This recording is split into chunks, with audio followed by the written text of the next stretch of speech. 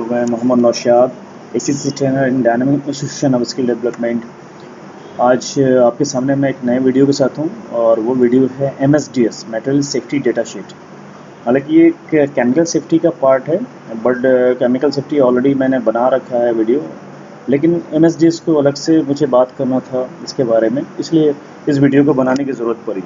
सो MSDS material safety data sheet, देखें इसमें कि ये क्या क्या है इसमें और हमें क्या सीखना है, साइट पर क्या क्या गाइडलाइन हमें फॉलो करनी है, क्या क्या चेंजेस हुए हैं।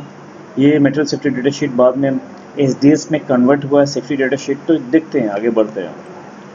सो देख ले, थोड़ा जान लें हिस्ट्री ऑफ GHS के बारे में थोड़ा जान लेते हैं। तो GHS क्या है? Globally harmonise system. ओके, और ग्लोबली हार्मोनाइज सिस्टम ने गाइडलाइन जारी किया था केमिकल सेफ्टी, केमिकल क्लासिफिकेशन के लिए, उसके पिक्टोग्राम्स के लिए, सिंबल के लिए, जो कि MSDS में ओशा ने बाद में इस पर काम किया और उसको इंक्लूड किया। सो देखते हैं history of GHS, globally harmonise system. Okay, so an international mandate to harmonize labels was adopted at the United Nations Conference on the Environment and the Development UNCED in 1992 in Brazil. So Brazil में conference हुआ UNCED के अंतर्गत 1992 में, और उन्होंने ये फैसला किया कि इंटरनेशनली केमिकल का क्लासिफिकेशन होना चाहिए, उसके अपने CS नंबर होने चाहिए, उसके CAS नंबर, और उसके अपने पिक्टोग्राम्स होने चाहिए, जो कि पूरी दुनिया में उसको फॉलो किया जाए। So a globally harmonized hazards classification and compatible level system including material safety data sheets and easily understandable symbols should be available if feasible by the year 2000। So 1992 में ये बातें मीटिंग्स में, कॉन्फ्रेंस में रखी गई, जो कि ब्राज़ील में हुआ था, कि by the end of 2000 year 2000 हम एक MSDS तैयार किया जाए, मटेरियल सेफ्टी डेटा शीट, जिसमें कि केमिकल का क्लासिफिकेशन हो, साथ में उसके लेवल भी डिसाइड किया जाए। ओके, उसके बाद उसके अंदर जो यूज़ करने वाले सिंबल हैं, पिक्टोग्राम्स हैं, जो कि पूरी दुनिया उसे माने, यूनिवर्सली उसे मान्यता प्राप्त हो। In March 2012, Occupational Safety and Health Administration (OSHA) published a final rule to align its hazardous communication standard regulation with the globally harmonized system GHS of classification and labeling of the chemicals. So, मार्च 2012 में OSHA Occupational Safety Health Administration ने finally अपना एक rule introduce किया hazardous communication के साथ, HCS के साथ मिलकर, और जिसमें जो ग्लोबली हार्मोनाइज्ड सिस्टम है, जिनके गाइडलाइन थे, उनको वो फॉलो करते हुए लेवल के बारे में, क्लासिफिकेशन के बारे में, पिक्टोग्राम के बारे में, और तब जाकर ये MSDS बना। So the primary goal of this is improve protections for the human health and the environment by the providing chemical users and the handlers with enhanced and consistent information on chemical hazards. So very truly GHS का main target ये था कि human health और environment को कैसे protection provide किया जाए through the hazard classification, symbol, CAS के थ्रू। तो उसके बारे में इस मटेरियल सेफ्टी डेटा शीट में मेंशन किया गया। And the GHS is based on the major existing system for industrial chemical, pesticides, consumer chemical and the chemicals in transport, but the implementation of GHS would require some changes in all existing system in order to achieve harmonization. तो GHS ने जो industry है, chemical industry है, pesticide industry है, consumer chemical जो individual लोग अपने use करते हैं या फिर ट्रांसपोर्ट करने के दौरान किन किन सेफ्टी की बातों का ध्यान रखा जाए, डू एंड डोंट्स के बारे में डिसाइड किया गया। फिर भी इसमें चांसेस था कि इसमें कुछ और चेंजेस की ज़रूरत होगी। सो अब क्वेश्चन बनता है कि GHS जो है ग्लोबल हार्मोनाइज सिस्टम है, उन्होंने एक गाइडलाइन जारी किया, जो कि MSDS में अडॉप्ट किया गया, और MSDS में उसे फॉलो किया गया, ग्लोबली इसको फॉलो किया गया। बट ऐसा क्या ज़रूरत हुआ MSDS को SDS में कन्वर्ट किया गया? Why the switch from the MSDS to SDS? Under the HACCP Hazard Communications 2012, the MSDS will be replaced with the safety data sheet. So guys, MSDS अभी भी लोग साइट पर बोलते हैं, बट नाउ MSDS अब नहीं है, वो है SDS सेफ्टी डेटा शीट। तो आज के बाद से आप ये बना लो अपने आदत को कि उसे आप एसडीएस बोलोगे, एमएसडीएस नहीं। सो 2012 में इसे चेंज किया गया एमएसडीएस से एसडीएस में। सो क्वेश्चन बनता, why the switch from the MSDS to SDS? Before the HASCOM 2012, there were several acceptable MSDS format. OSHA adoption of the global harmonization standard required to use of single format. So 2000 से पहले 2012 से पहले actually MSDS का बहुत सारे format थे। एक format कोई एक फॉर्मेट नहीं था, अलग अलग कंट्रीज थी, उन्होंने अपना अलग अलग गाइडलाइन के अकॉर्डिंग अलग अलग फॉर्मेट यूज़ किया था। तो इसकी एक ज़रूरत पड़ी 2012 में अंडर द हैस्कॉम कि एक ग्लोबली एक सिंगल फॉर्मेट बनाया जाए जिसमें सारी दुनिया वर्ल्ड की जितनी भी कंट्रीज है वो फॉलो करे उसे। Okay, so all SDS safety data sheet will have 16 section that appear in a specific order. So SDS में डिसाइड किया गया 16 सेक्शंस होंगे और वो स्पेसिफिक अलग अलग उस सेक्शंस की अपनी अलग अलग ज़रूरत होगी और उसका स्पेसिफिकेशन होगा। तो एमएसडीएस से एसडीएस में चेंजेस हुआ। अब क्वेश्चन बनता है क्या क्या चेंजेस हुआ? सो एमएसडीएस टू एसडीएस फॉर्मेट में चेंजेस हुआ। अब एक जो अलग अलग तरह का फॉर्मेट यूज़ किया जा रहा था पूरी दुनिया में एमएसडीएस में, बट अब एसडीएस में सिंगल फॉर्मेट यूज़ किया जाने जा रहा है, वही फॉर्मेट जो सब जगह फॉलो होगा। उसके बाद लेवलिंग रिक्वायरमेंट्स, पिक्टोग्राम्स, कुछ पिक्टोग्राम्स में लेवल्स रिक्वायरमेंट्स में चेंजेस किए गए एंड हजार्ड क्लासिफिकेशन में भी चेंजेस किए गए। 3 चेंजेस मेजर हुए।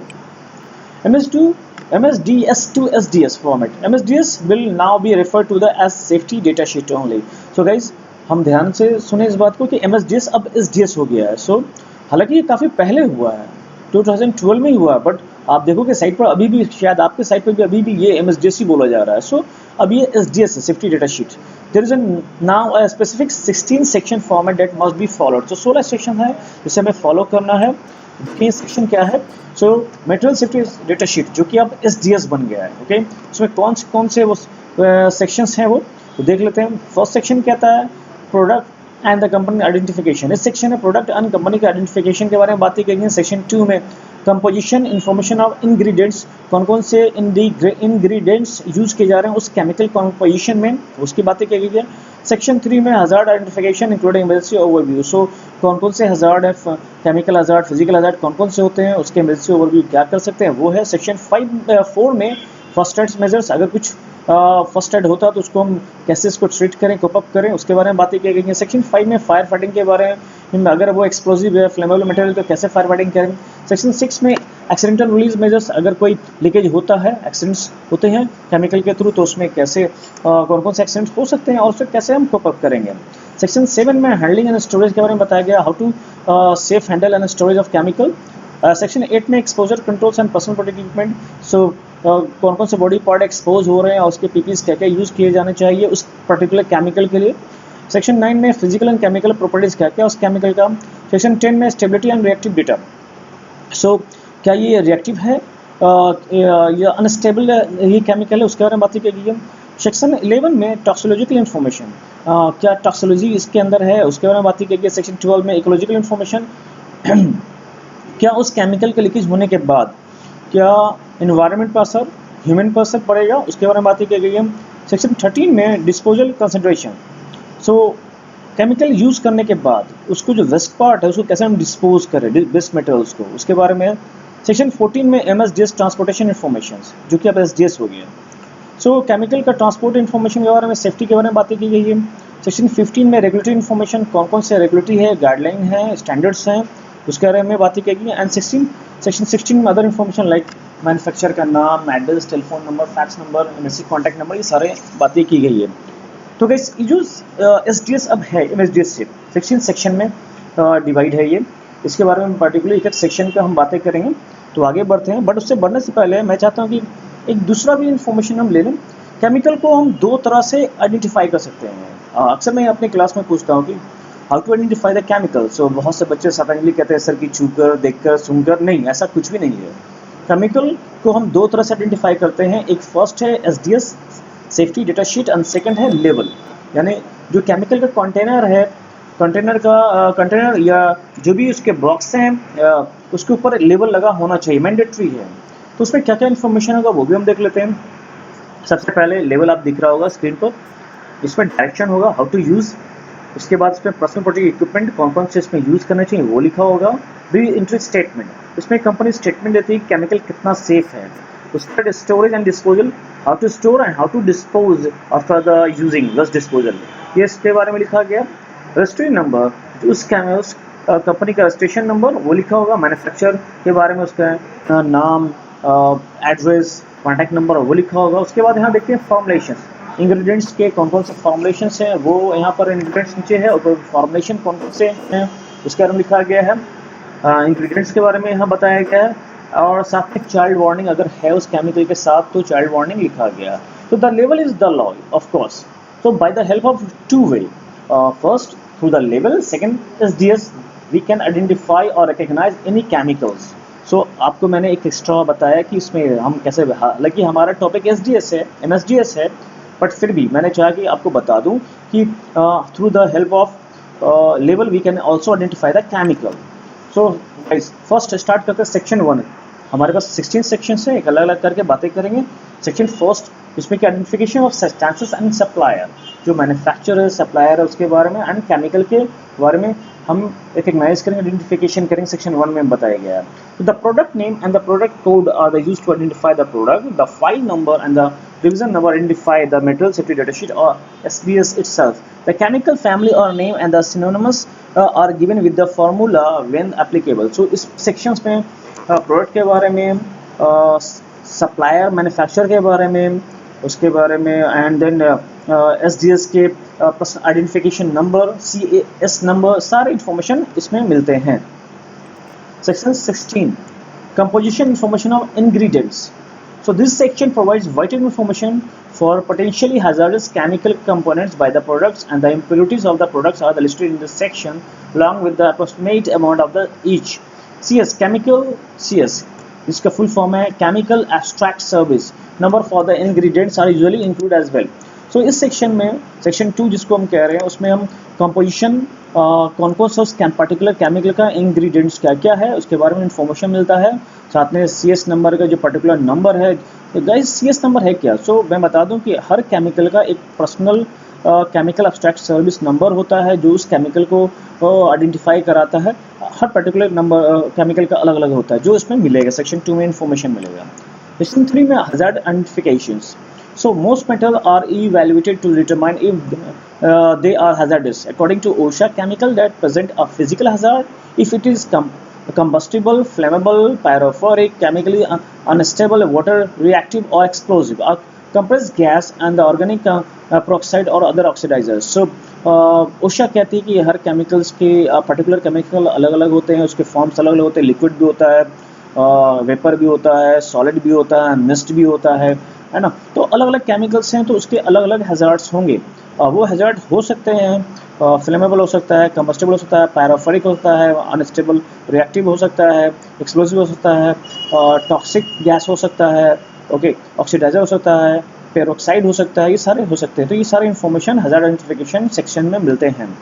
A chemical may present a health hazard if exposure could result in acute or chronic adverse health effects. तो आप जानती हो कि मेडिकल टर्म में कोई भी बीमारी का दो इफेक्ट होता है, एक्यूट एंड क्रोनिक। तो यहाँ पर भी हम बात करेंगे केमिकल्स के दो उसके इम्पैक्ट होंगे डिजीज़ के रूप में, एक्यूट एंड क्रोनिक। एक्यूट जो तुरंत असर दिखाता है, क्रोनिक जो लॉन्ग टर्म में होता है, जो लॉन्ग टर्म में के बाद असर दिखता है। तो यहाँ पर वो भी इन्फॉर्मेशन सेक्शन 3 में मिलेगा। सेक्शन 4 में फर्स्ट एड मेजर्स मिलेगा।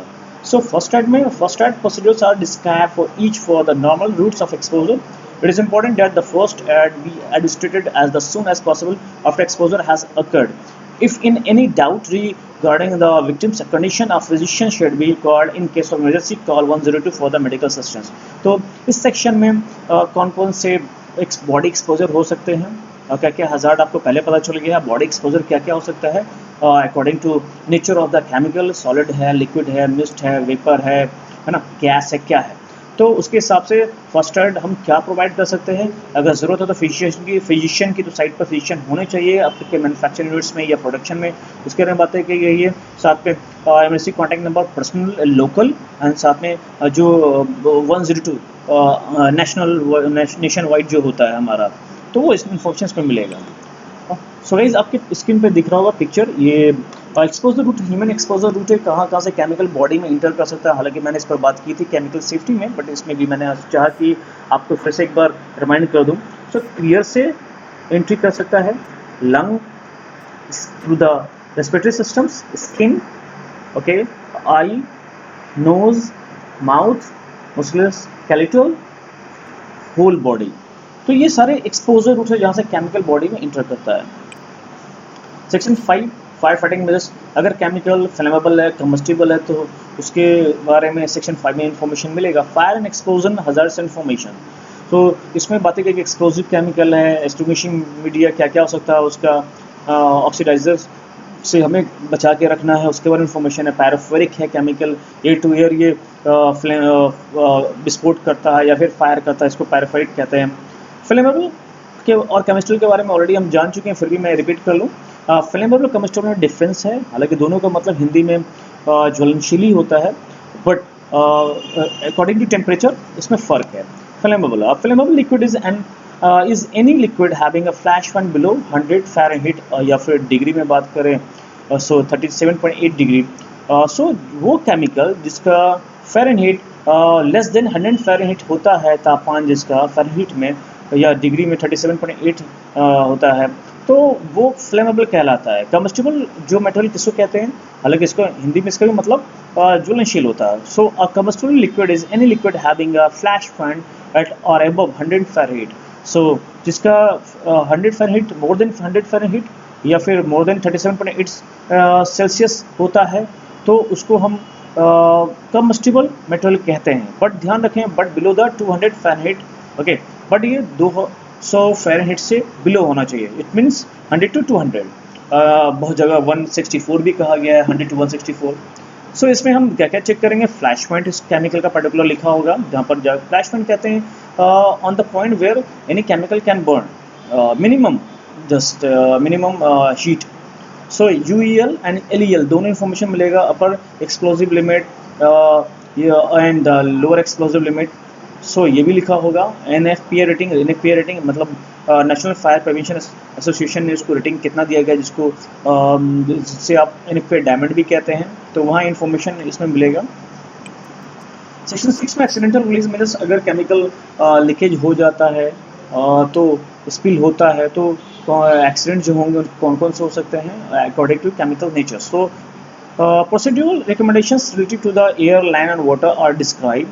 During cleanup of spills or leaks, it may be necessary to use extra personal protective equipment as compared to normal patients. तो अगर लीकेज होता है उसका एयर पर, लैंड पर, वाटर पर क्या असर होता है, उसके प्रिकॉशंस हमें क्या बरतने चाहिए, पीपीज क्या होना चाहिए, ये इन्फॉर्मेशन इसमें लिखा गया है। सेक्शन 7 हैंडलिंग एंड स्टोरेज, तो केमिकल को how to handle and how to store. This section provides vital information for handling and storing product. It is important that all recommendations be followed. So how to handle according to the chemicals nature. So handle कैसे करें and उसको कैसे हम store करें, store कहाँ करना चाहिए। सो wound wall बनाने हैं या फिर अंडरग्राउंड स्टोरेज करने हैं, ऑन द ग्राउंड स्टोरेज करने हैं, क्या करें, सारे इन्फॉर्मेशन इसके अंदर लिखे होते हैं।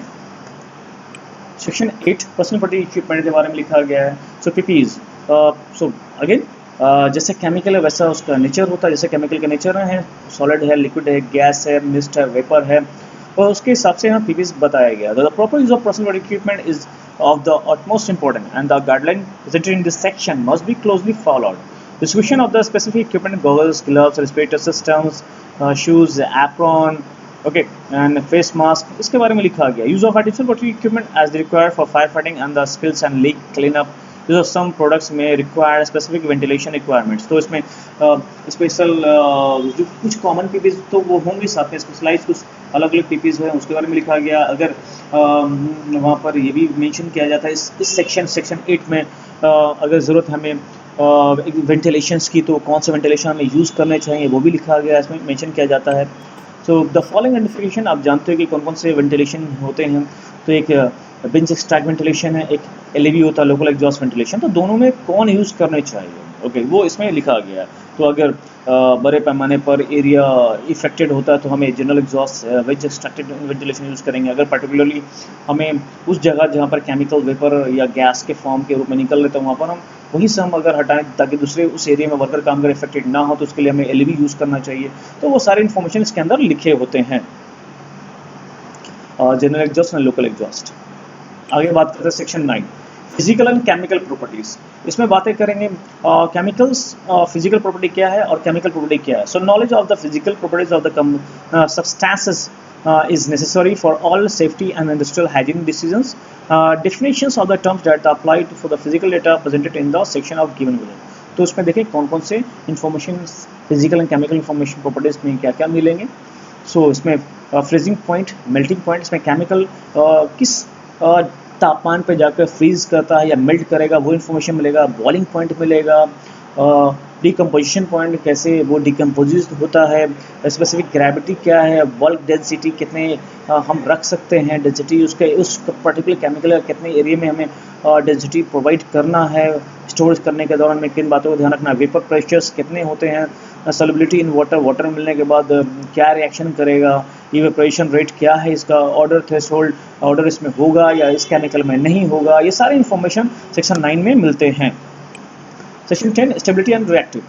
For SDS, its purpose to reaction can be grouped into the broad category. तो stability reactive में इसमें क्या क्या इन्फॉर्मेशन मिलेगा, डिकम्पोजिशन क्या है, किस क्या अदर केमिकल के साथ मिलकर ये रिएक्टिव होता है, स्टेबल अनस्टेबल होगा या नहीं होगा, polymerizations, hazards, polymerizations, reaction with the other chemical, incompatible metals, इसके कौन कौन से अदर इनकम्पैटिबल मेटल्स के लिए साथ में रख नहीं सकते हैं, इनकम्पैटिबल मेटल कहते हैं। तो वो कौन कौन से इसके अंदर मेटल के साथ ये इनकम्पैटिबल हो सकता है या इम्पेयर होता है, ये अनस्टेबल है, इसकी स्टोरेज किस तापमान में करेंगे, ये सारी इन्फॉर्मेशन इसमें मिलेगा। Section 11, toxicological information. The consequences of exposure, if any, by inhalation, skin or eye contact or ingestion are outlined in this section. The signs, symptoms or effect that the exposure. तो आप जानते हो कि body में chemical inter जो करता है by the help by the four way. The first that inhalation, inhalation through the respiratory system, सांसों के द्वारा, ingestion माउथ के द्वारा, स्किन टच या फिर आइस, एंड जिसे हम इंजेक्शन भी कहते हैं, इंजेक्शंस। सो इंजेक्शन बॉडी में कोई पंक्चर्स बाहर के जो आइटम्स है पंक्चर करके घुस जाते हैं। सो अगेन मैं रिपीट करता हूँ, injections, injection, skin touch and inhalation, 4 ऐसे रास्ते हैं जिसकी वजह से केमिकल बॉडी के अंदर इंटर करता है। तो इंजेक्शन आप जानते हो बॉडी में कोई भी फॉरेन मेटल इंजेक्ट होता है उसकी वजह से। इंजेक्शन का मतलब होता है through the mouth and inhalation through the respiratory system, skin observe या आई कॉन्टैक्ट की वजह से। सो इसका असर एक्यूट है या क्रोनिक है या कॉर्सिव केमिकल है, सारे इन्फॉर्मेशन टॉक्सिकोलॉजिकल इन्फॉर्मेशन में मिलेंगे। सेक्शन हम बात करें 11 ही आगे, ये केमिकल इरिटेशन क्रिएट करेगा, एलर्जिक सेंसिटाइजेशन है, टेराटोगेन है। टेराटोगेन कहते हैं बर्थ डिफेक्ट्स। इस केमिकल का जो असर होगा जो भी यूज़ कर रहे हैं चाहे वो मात स्पेशली लेडीज़ है तो उनका असर उस केमिकल का उनके बर्थ डिफेक्ट्स पे क्या पड़ता है, अनबॉर्न चाइल्ड होगा क्या होगा।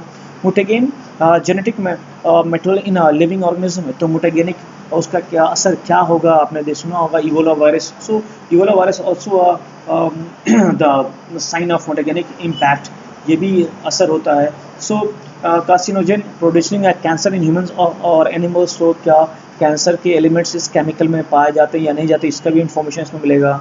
टारगेट ऑर्गन इफेक्ट्स क्या क्या है, chemically cause effect upon the organs and system such as the liver है, किडनी है, नर्वस सिस्टम है, लंग्स है, स्किन है, आइज है for exposure to metal.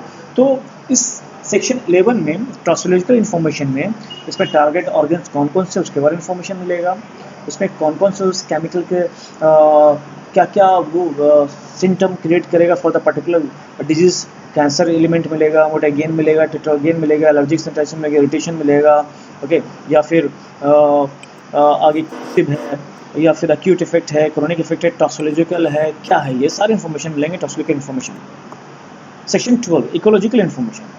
This section provides information to evaluate the environmental impact of the chemical if were released to the environment. अगर ecological information में हमें जानकारी मिलती है सेक्शन 12 में कि अगर केमिकल लीकेज होता है, स्पिल होता है तो उसका असर इन्वायरमेंट पर, एयर, लैंड, वाटर पर, ह्यूमन लाइफ पर, एनिमल्स पर क्या पड़ेगा, इसके बारे में इन्फॉर्मेशन दिया गया है। Section 13, waste disposal consideration. So दुनिया की सारी मेटल्स वेस्टेज देती है सो उस वेस्टेज का कैसे हम डिस्पोज करें, वेस्ट डिस्पोजल कैसे करें, हाउ टू सेफ डिस्पोजल, इसके बारे में इंफॉर्मेशन मिला है. So this section gives guidelines for the disposing of a product if it becomes a waste. Recommendation are based upon the physical state and hazardous properties of the metals. If the metal is non-hazardous, recommendation for the disposal are made depending on the physical state and known characteristics of the metal. So again, it depends on the characteristics or nature of the chemicals. Again, same things, whether chemical is a solid, liquid, vapor, gases, what.